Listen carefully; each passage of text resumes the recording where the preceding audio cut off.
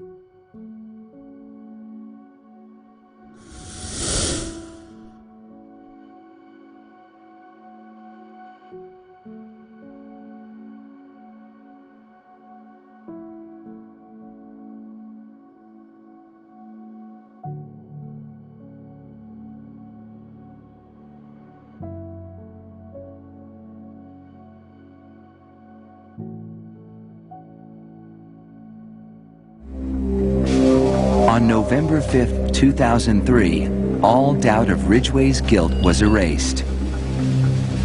He pleaded guilty to the murders of 48 women. He'd made a deal to cooperate with the prosecution to provide more information on his victims and the whereabouts of their remains.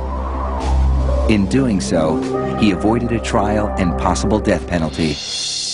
Mr. Ridgway, how do you plead to the charge of aggravated murder in the first degree as charged in count 1 for the death of Wendy Lee Caulfield? Guilty. How do you plead to the charge of aggravated murder in the first degree as charged in count 2? Guilty. Guilty. Guilty. It's like he didn't have any remorse at all for what he had done. You know, he'd killed so many people, he didn't remember who they were, what they looked like. I just couldn't believe that somebody could kill all those people and not remember them. Neither could the angry relatives of his victims, who were invited to speak in court when Ridgway was sentenced to life without parole on December 18, 2003. You had said your memory, when it comes to all of the women you took, was gone.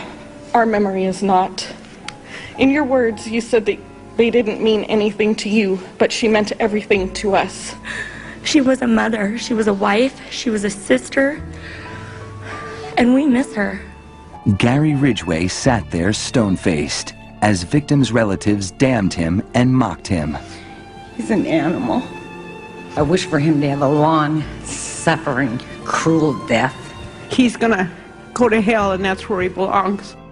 But then the emotionless facade finally cracked when the father of one of his victims appeared to surprise him with a dose of human kindness. Mr. Ridgway, there are people here that hate you. I'm not one of them. You've made it difficult to live up to